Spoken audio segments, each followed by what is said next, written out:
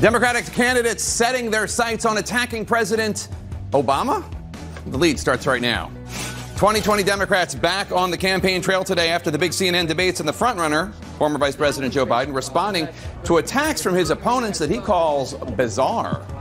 Is it getting chilly in here? The U.S. is about to test a new missile as a treaty that helped end the Cold War crumbles. There's a new arms race on the horizon. Plus, no pay, we stay. Kentucky miners block a train loaded with coal deep in Trump country after their company goes belly up, and they say they won't budge until payday comes. This is CNN Breaking News.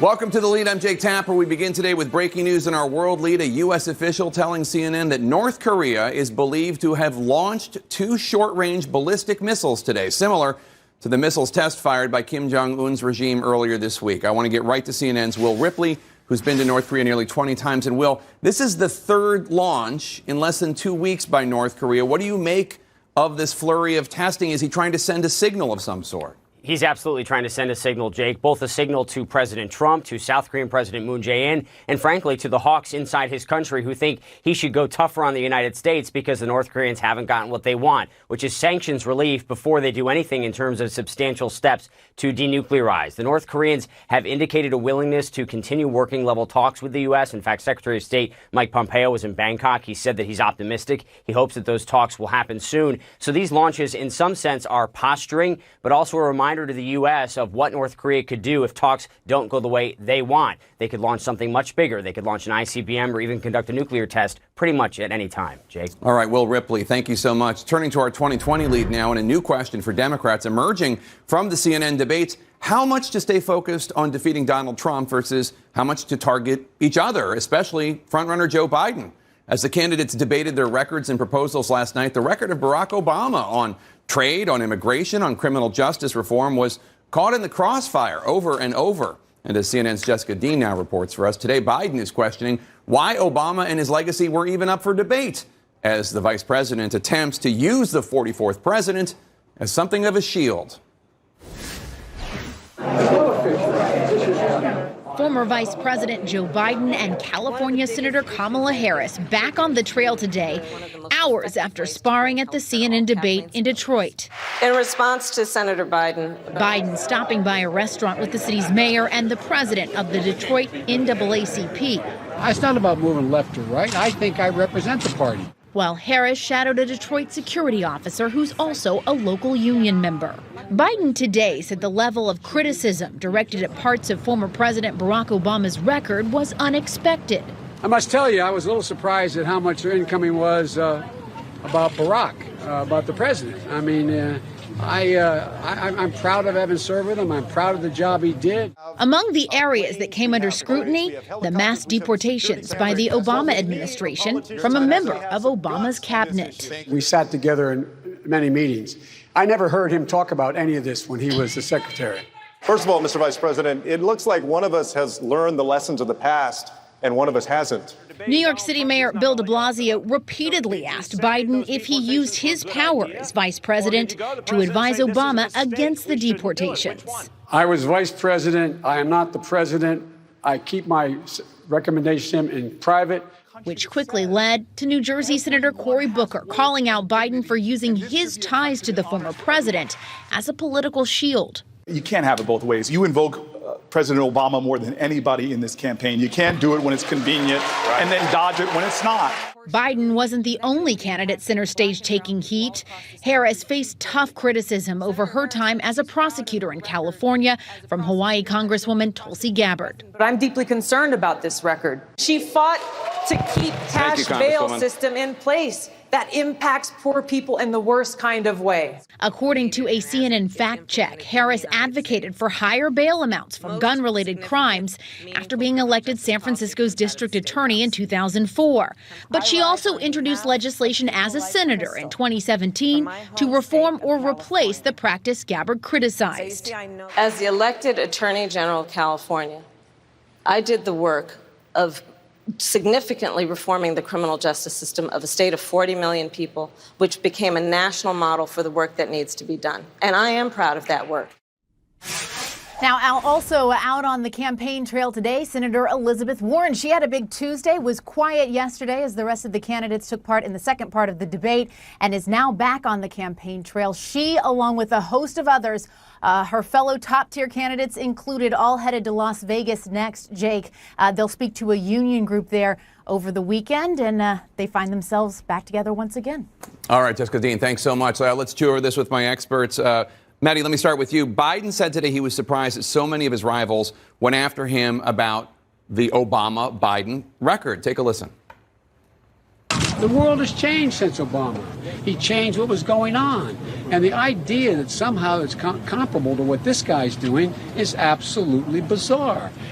Now, I didn't really hear anybody comparing Obama to Trump. No.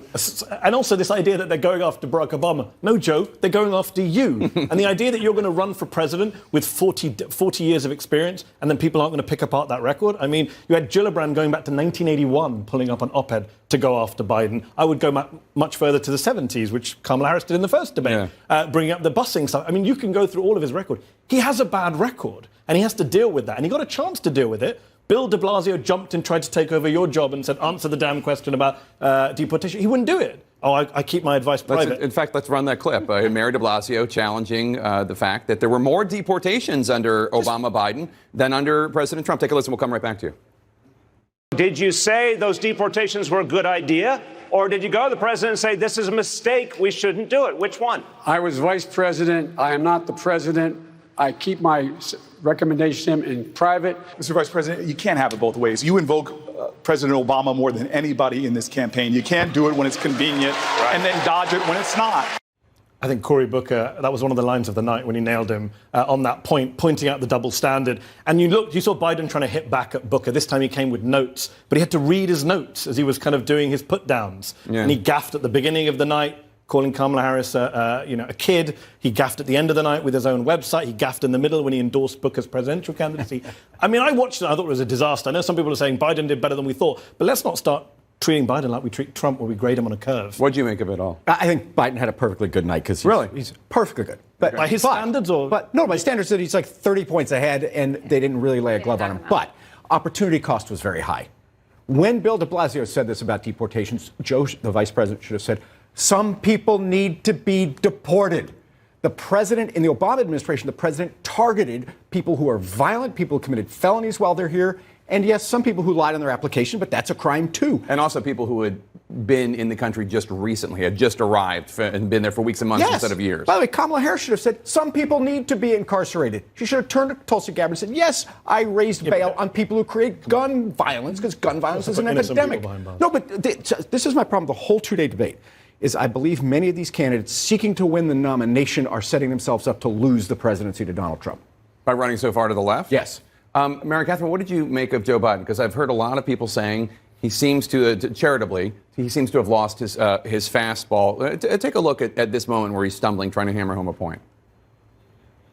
It's no longer chemicals. It's about all these breakthroughs we have with dealing with the whole, immune system. Now, he struggled with a stutter when he was a kid, so I don't know if that's coming back. I don't mean to make light of it, or if maybe he's just not as agile as he used to be. I thought his performance was okay-ish. But that's not good. And he had, I think, an opportunity to improve a great deal, and he did not improve a great deal. That being said, a bunch of people are taking shots at him, and I thought he handled them okay. There were times when I thought he was pretty good, and he went on the attack, and he defended himself. He also did defend the Obama legacy, and this is a problem the rest of them have, which is, yes, he does use Obama as sort of his shield, but if you're going to go after him in recent memory, Biden's record in recent memory, you do end up going smack into Obama's legacy. And when it comes to healthcare especially, some of those candidates are out there saying, look at this disaster. And he is within his rights to be like, wait. Look who you're going after. Yeah, I would say the two biggest things that Democrats are fighting over right now, immigration and healthcare, are two major crises that were not resolved by the Obama-Biden administration. So that is completely fair game. But what is hard to watch, there's all these Democrats that are uncomfortable with the fact that they're having a policy debate because they just want to unify and attack Trump. You can't kick this down the road. It is much better to fight over this in the primaries, resolve the issues among yourselves rather than leave this linger for the general election. And let's talk about Kamala Harris, because she also took a lot of incoming last night. Congresswoman Tulsi Gabbard, in particular, challenged Harris's record as a prosecutor. Take a listen. She blocked evidence. She blocked evidence that would have freed an innocent man from death row until the courts forced her to do so. She kept people in prison beyond their sentences. I did the work of significantly reforming the criminal justice system of a state of 40 million people, which became a national model for the work that needs to be done. Now, she told CNN she expected this because she's a top-tier candidate, and Tulsi Gabbard is not.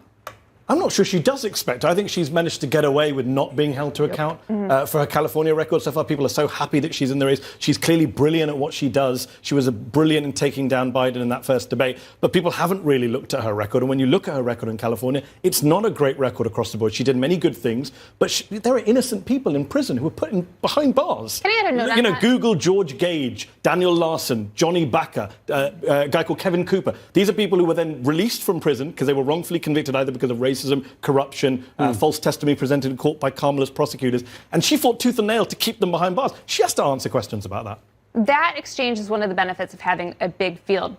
The top tier contenders might not have necessarily gone that hard at Harris because they fear her, but Tulsi Gabbard did. And she did Harris a favor because Harris is going to get that attack one day. And it better come from the Democratic side than it comes from a general election. This all helps them become stronger, get these things resolved now. There is an argument that Hillary Clinton was not as strong a general election candidate as she could have been because she didn't really face a vigorous primary, especially with so many people in the Democratic Party telling Bernie Sanders to hold his fire. And you could tell that he maybe didn't want to, but he did for the most part. They had I think the 2008 primaries between Hillary and Barack were much tougher. Very brutal. But Sanders did test Hillary. I don't think that was the cardinal problem with her campaign. And he won 19 states, I think, maybe a couple more. Well, he dropped the email question, which became a major general election issue. He did, but I think that's more, we can get into that. That's more the fault of the press, frankly, than of Hillary or Bernie. I mean, I think they overinflated. It was unresolved. Well, without going into Hillary's emails, again, what about her emails? No. I mean, there is the argument that this does, I know there are a lot of Democrats who hate the Democrats fighting, but there are a lot of other people who say, this is good for the party in the long run, especially Democratic officials. They have to be ready for this. And I have frankly been surprised at how little prepared Harris seems to be for what seemed to me to be very predictable lines of attack. I think Gabbard did it well, but you should have seen this coming many, many miles away. And she didn't seem to. And here's the thing, she's very good on attack on stage. She's very good on stage. But then after the debate, there's a lot of walk back. And now with this top tier candidate thing, there's a whiff of entitlement. And people do not like that. All right, everyone stick around. We got a lot more to talk about. Coming up, it was his first debate, a Democratic governor of a red state. Will his performance give him a big enough boost to get him onto the stage next time? We're going to talk to Montana Governor Steve Bullock next. Plus, House Democrats are 2 steps closer to the one thing House Speaker Nancy Pelosi does not want them to do. That's ahead. Signature. In our 2020 lead, it has been less than 24 hours since the 2-night Democratic debates, and some candidates are already reaping in the rewards. Presidential hopefuls such as Bernie Sanders, whose campaign said they raised $1.1 million after the debate. Governor Jay Inslee announced they had 10,000 donations since last night. And Montana Governor Steve Bullock, who tweeted, "Big news. Our campaign had the best fundraising day since we launched today, and it's all thanks to you." Joining me now is Governor Steve Bullock. Governor Bullock, thanks for joining us. You're a big believer in transparency, especially when it comes to finances and fundraising. You said you had your best fundraising day since you announced. How much did you raise?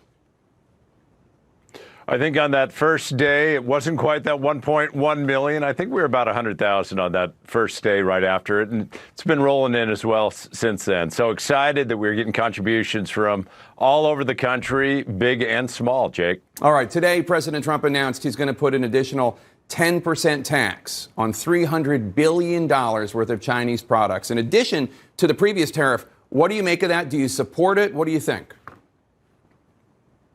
No, I think this is absolutely his sort of America first, becoming America alone isn't the way to deal with this. You know, it struck me when I was in Rippey, Iowa, when farmers said every time that this president tweets, we lose hundreds of thousands of dollars. But now, as he's also covering toys, consumer goods, you know, this is, as you say, It's not a tariff, it's a tax. And it's a tax that every American family is going to be paying for to the tune of thousands and thousands of dollars. This isn't the way. You don't conduct trade policy by tweet. But I guess the counter argument is the Chinese have been screwing the Americans for decades now, and President Trump says it's time to get serious, it's time to get tough, and the only thing they respect is actual use of tariff and economic force.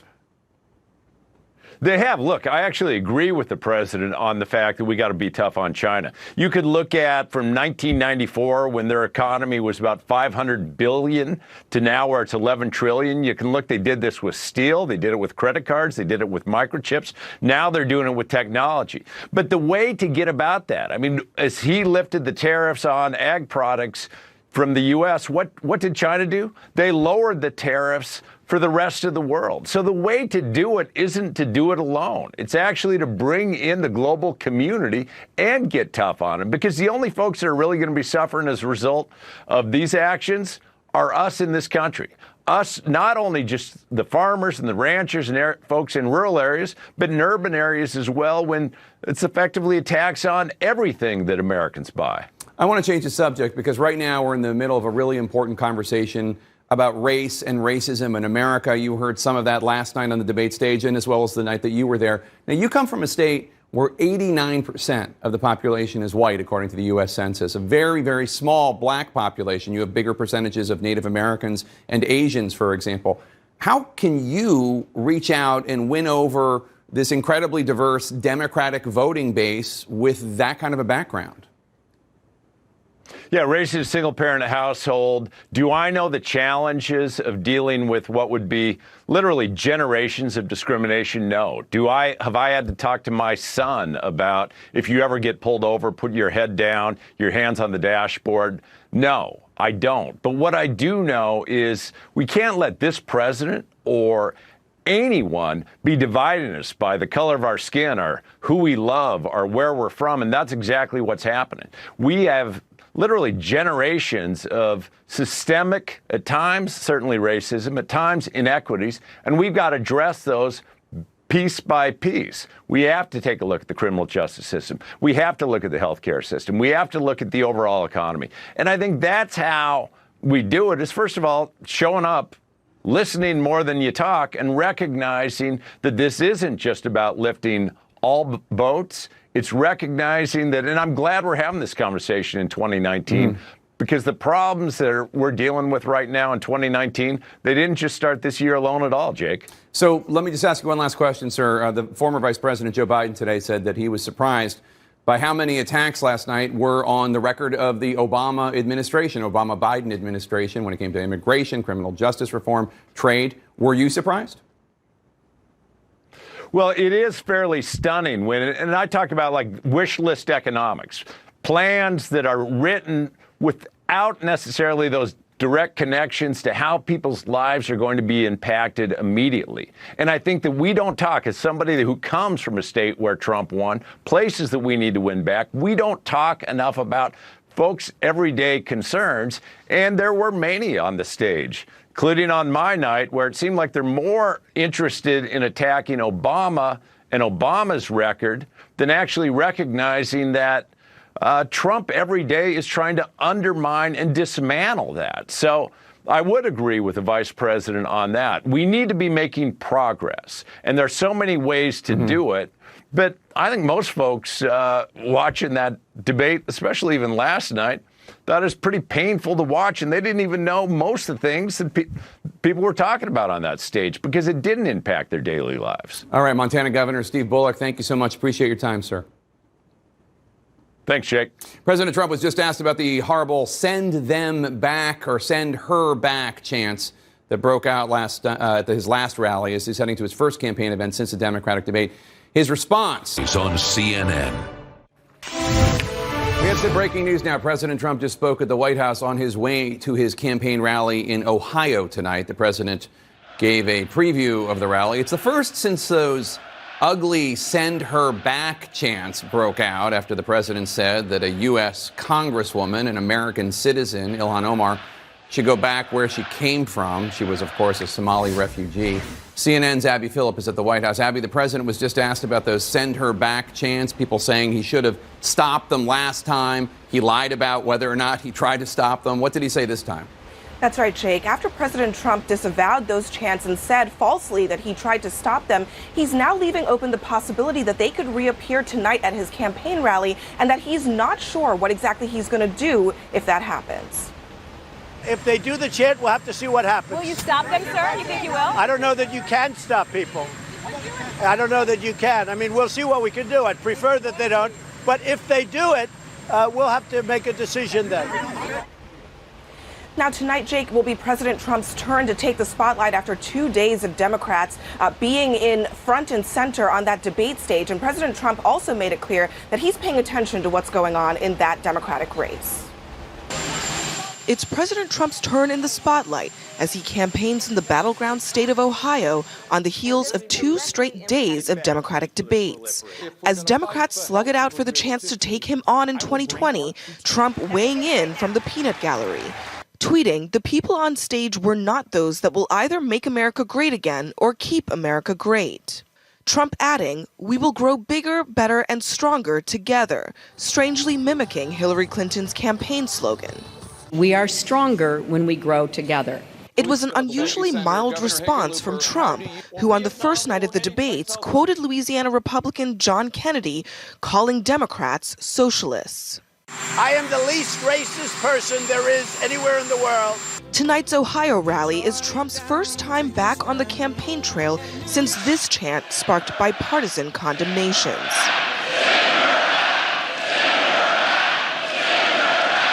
That coming days after Trump singled out Somali-born American Congresswoman Ilhan Omar and 3 U.S.-born lawmakers of color, saying they should return to the countries from which they came. One Ohio Republican lawmaker nervous that the chants will make another appearance tonight. Representative Steve Chabot of Ohio telling the Associated Press, "I would discourage the crowd from doing anything inappropriate, and I think saying something like that would be inappropriate." Back in Washington, the Senate approving a massive compromise budget deal. But even with the president's backing, 23 Republicans objected, saying it fails to rein in government spending. Republican leaders insisting the compromise was necessary. By passing this funding agreement, we are avoiding the possibility of government shutdown again this fall. And President Trump made another big piece of news today when he announced that he will, in fact, place a 10% tariff on $300 billion in Chinese goods beginning on September 1st. Jake, this is the latest sign that those talks with the Chinese are not going particularly well. They have stalled, especially even after President Trump met with Chinese President Xi Jinping in Osaka, Japan in June. Those tariffs are set to go into place next month, and they have already spooked Wall Street as fears that the trade war is nowhere near an end. Jake. All right. Abby Phillip at the White House. Thanks so much. Tonight's Trump rally is the first one since the crowds chanted "send her back," which was particularly ugly. It's a reference to the president telling an American citizen to go back to the country that she fled as a child, as a refugee. Ohio Congressman Republican Steve Chabot said, if the chant happens again, quote, "I would hope that the president would silence the crowd, tell them, hey, don't do that. There's no place for that. It's not helpful. It's not right." What are the odds you think that he's going to say that, Amanda? He's not in control of this. Listen, President Trump opened up the Pandora's box of racism during the 2016 election, talking about Judge Curiel, David Duke, and he's not in control of this thing anymore. It's how we ended up with something like Charlottesville, and he had to make an asinine comment about how there's good people on both sides, because those are the people, not all, some of the loyal base that shows up to these rallies. So to me, the more interesting question isn't how Donald Trump reacts, it's how he's being led around by the nose, by the worst elements in this country. Oh, so you think he doesn't have control anymore? Do you agree? kind of do and I don't. I think he does get led by lots of people, but he's clearly inciting this stuff. This is stuff that he's doing deliberately. His advisors are briefing the Washington Post as this is part of the strategy to get the base out. It's disgusting. He knows what he's doing when he's tweeting about these 4 American citizens, 3 of them born in this country, saying they should go back to the crime-infested places from which they come, using the word infestation always in relation to people of color. I hope the debate in this country amongst politicians and media is over about Trump's racism. The most recent remarks were the most racist ones of all. Telling people to go back to where they came from is the literal definition of racism as experienced by those of us who grew up listening to that chant. So this rally tonight is going to be really depressing. It's another hate rally. He's not going to control the crowd. He's the one inciting the crowd. Remember the 13 seconds he took.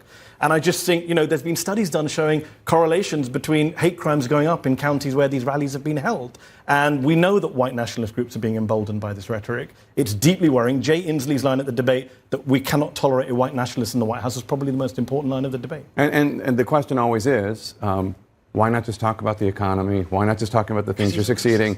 I understand, but I mean, it's true. Telling somebody of color go back where you came from, even if they came from another country, it's racist. But especially people who were from this country.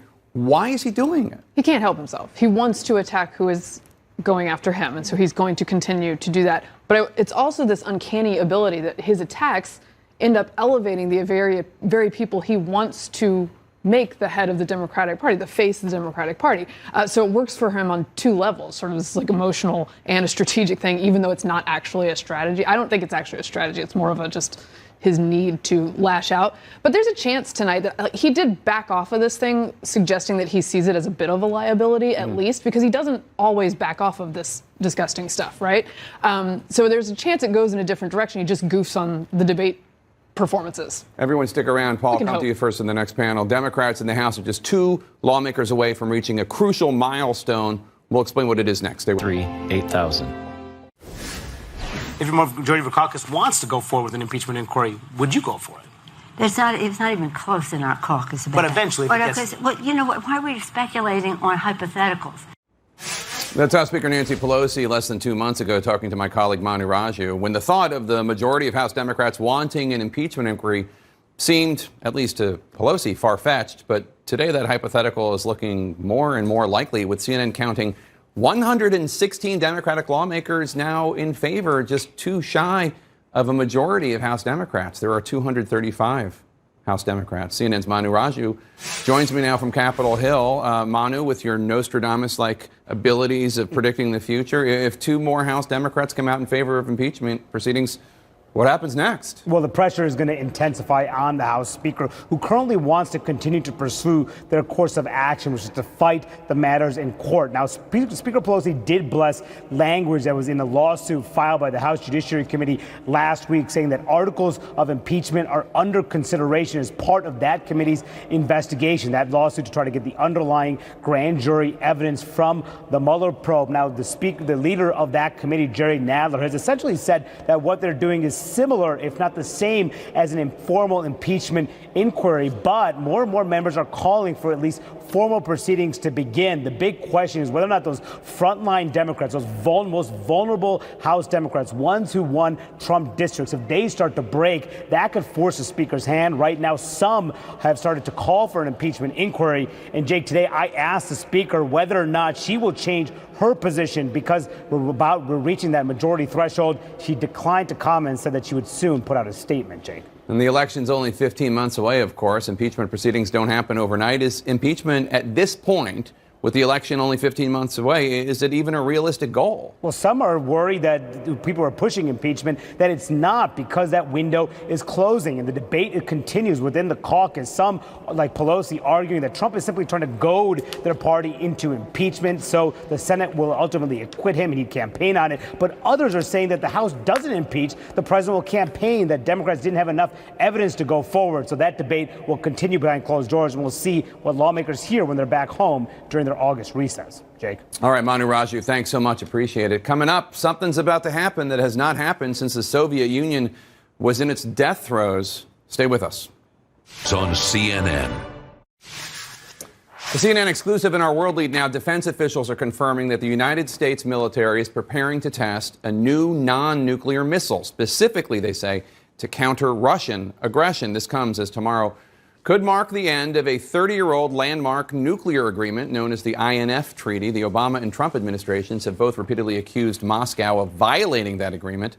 And as CNN's Barbara Starr reports, it's all sparking fears of a renewed modern-day old treaty. And new this hour, CNN has learned that the U.S. military is set to test a new non-nuclear mobile-launched cruise missile developed specifically to challenge Russia in Europe, according to a senior U.S. defense official. Details of this new weapon are scant, as it is just entering the test phase. This comes as the U.S. is expected to formally withdraw tomorrow from the 1987 Intermediate Range Nuclear Forces Treaty signed by President Ronald Reagan and Soviet leader Mikhail Gorbachev. We can no longer be restricted by the treaty while Russia shamelessly violates it. It's one of the few areas where the Trump and Obama administrations agree. Russia has cheated or is cheating on treaties. I give the Obama administration high marks for calling them China. Now, the U.S. still has to get European nations to agree to take the American missiles on their territory, but nations like Poland that are nervous about next-door Russia just might do it. Jake? All right, Barbara Starr at the Pentagon for us. Thank you so much. Joining me now to discuss this is retired Navy Rear Admiral John Kirby, who served as Pentagon press secretary under President Obama. Admiral, thanks for joining us. The U.S. claims that Russia has continually violated the INF, that the INF treaty is outdated. It doesn't factor in China or other nuclear world powers. But I want you to take a listen to former Secretary of State Colin Powell, who told me in December that it would be a mistake to withdraw. The Soviets have been cheating on the INF treaty, so let's get out of the INF treaty. Oh, good, you do that, and guess what? The Soviets aren't cheating anymore because there's no treaty to cheat. Doesn't make any sense.